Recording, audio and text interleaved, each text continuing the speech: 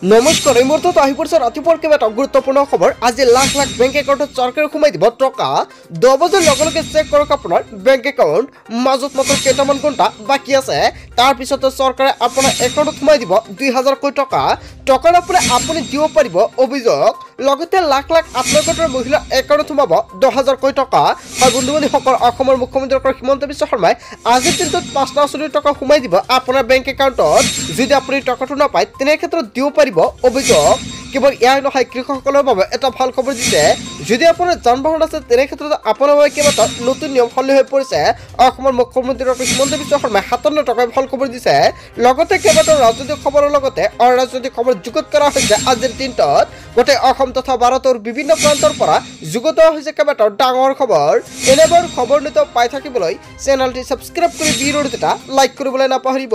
আজিৰ আমাৰ প্ৰথম খুবেই গুৰুত্বপূৰ্ণ খবৰ হৈছে অসমবাসীৰ বাবে এটা ডাঙৰ খবৰ। মাজত মাত্ৰ কেইটামান ঘণ্টা বাকী আছে। আজি পুৱাই লাখ লাখ লোকৰ একাউণ্টত সোমাব চৰকাৰী ধন। কোনে কোনে লাভ কৰিব চৰকাৰী ধন ৰাখি? অৰুণোদয় আঁচনিৰ লাখ লাখ হিতাধিকাৰীৰ একাউণ্টত জমা হ'ব 1250 টকাকৈ। বৃদ্ধ পেঞ্চন আঁচনিৰ ধন জমা হ'ব আপোনাৰ একাউণ্টত। বিধৱা পেঞ্চন আঁচনিৰ ধন জমা হ'ব আপোনাৰ বেংক একাউণ্টত। প্ৰতি মাহৰ 10 তাৰিখে হিতাধিকাৰীৰ একাউণ্টত ধন সমাৰ্পণ নিশ্চিত কৰিছে চৰকাৰে। মাজত মাত্ৰ কেইটামান ঘণ্টা বাকী আছে, তাৰ পিছতে চেক কৰক আপোনাৰ একাউণ্ট। কিয়নো 10 বজাৰ লগে লগে লাখ লাখ মহিলা আৰু পুৰুষৰ একাউণ্টত চৰকাৰে প্ৰদান কৰিব টকা। কোনবোৰ মহিলা আৰু পুৰুষৰ একাউণ্টত টকাটো প্ৰদান কৰিব, ইয়াক লৈ মুখ্যমন্ত্ৰী ডক্টৰ হিমন্ত বিশ্ব শৰ্মাই এটা ভাল খবৰ দিছে।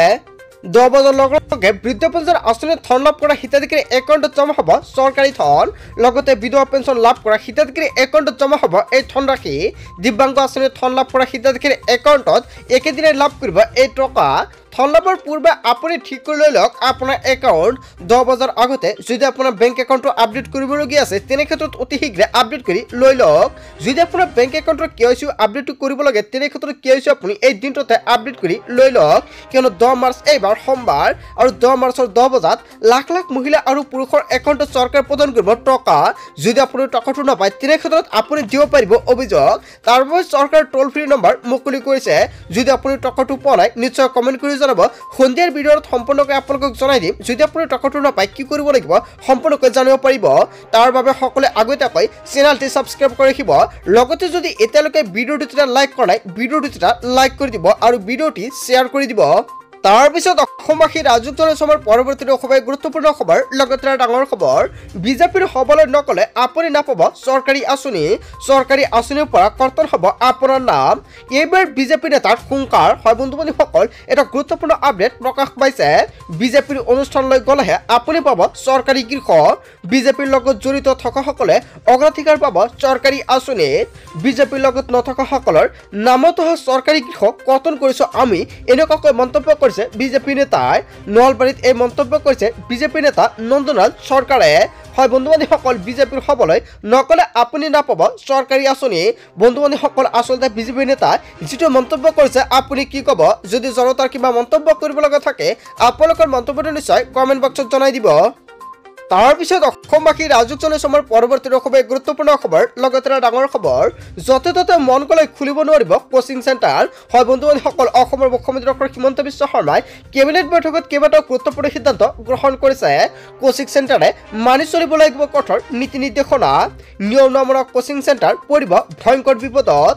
বিধানসভাত আহি আছে coaching institute control and regulation act. ৰাজ্যিক কেবিনেটত লোৱা হৈছে গুৰুত্বপূৰ্ণ সিদ্ধান্ত।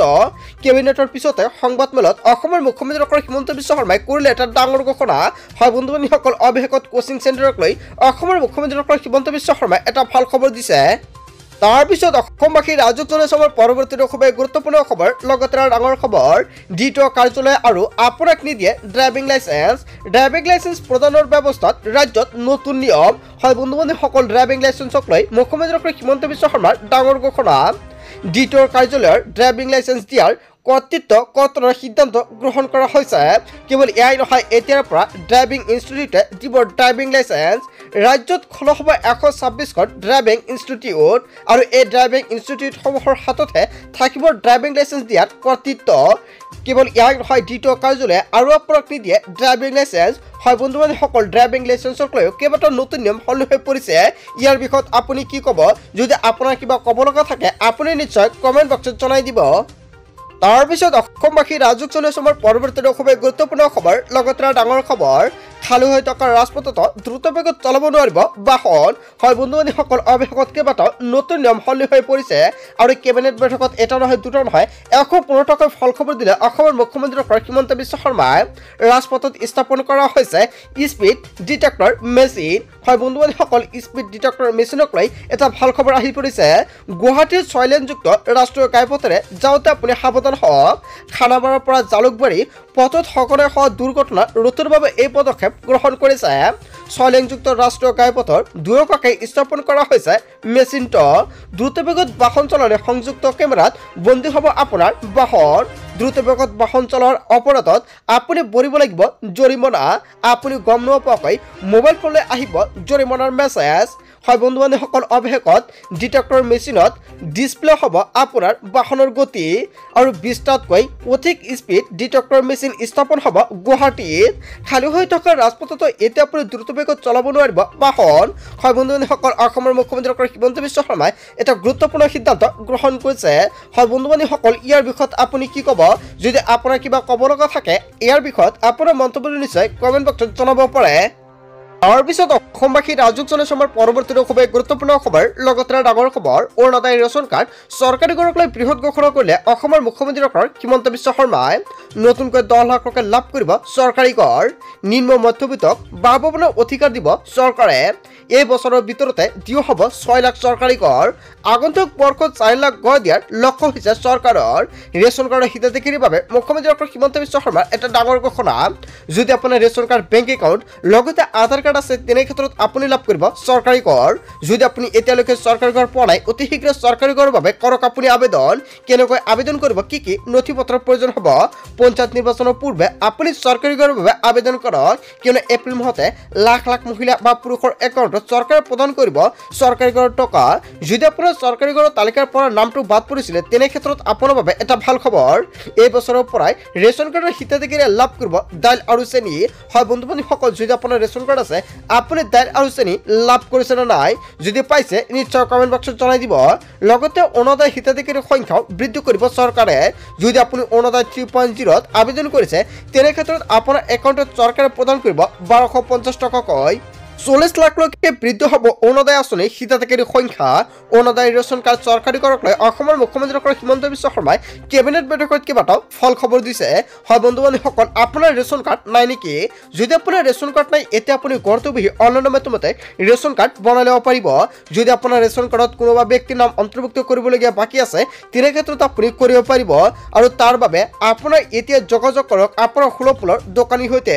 যদি দোকানীৰ সৈতে আপুনি যোগাযোগ কৰি নামটো অন্তৰ্ভুক্ত কৰিব পৰা নাই তেনে ক্ষেত্ৰত আপুনি ডিচি অফিচত যোগাযোগ কৰক আপুনি তাৰ পৰাই ৰেচন কাৰ্ডত আপোনাৰ পৰিয়ালৰ কোনো সদস্যৰ নাম আপুনি যদি বাদ পৰিছে তেনে ক্ষেত্ৰত অন্তৰ্ভুক্ত কৰি লৈ ল'ব পাৰিব তাৰপিছত অসমবাসী ৰাজুক চলি অসমৰ পৰৱৰ্তী খুবেই গুৰুত্বপূৰ্ণ খবৰ লগতে ডাঙৰ খবৰ ৰাজ্যৰ চৰকাৰী কৰ্মচাৰীলৈ অসমৰ মুখ্যমন্ত্ৰী ডক্টৰ হিমন্ত বিশ্ব শৰ্মাৰ বৃহৎ ঘোষণা এপ্ৰিলত সামৰণি পৰিব নিউ পেঞ্চন স্কিমৰ আৰু NSPৰ সলনি আৰম্ভ কৰা হ'ব ইউনাইটেড পেঞ্চন স্কিমৰ 25 বছৰ কাম কৰা চৰকাৰী কৰ্মচাৰীয়ে লাভ কৰিব দৰমহাৰ 50% পেঞ্চন ইয়াৰ উপৰিও লাভ কৰিব 50% ডিএ 2005 চনৰ পূৰ্বে নিযুক্তি পোৱা চৰকাৰী কৰ্মচাৰীক অনা হ'ব OPSৰ আওতালৈ ৰাজ্যৰ চৰকাৰী কৰ্মচাৰীলৈ অসমৰ মুখ্যমন্ত্ৰী ডক্টৰ হিমন্ত বিশ্ব শৰ্মাই আকৌ এটা দিলে ভাল খবৰ তাৰপিছত অসমবাসী ৰাজুক চলি অসমৰ পৰৱৰ্তী খুবেই গুৰুত্বপূৰ্ণ খবৰ লগতে ডাঙৰ খবৰ মহিলাসকলৰ বাবে আকৌ এটা ভাল খবৰ আহি পৰিছে লাখপতি বাইদেউক নিৰ্মাণ কৰা হ'ব মিলিয়নৰ বাইদেউ হিচাপে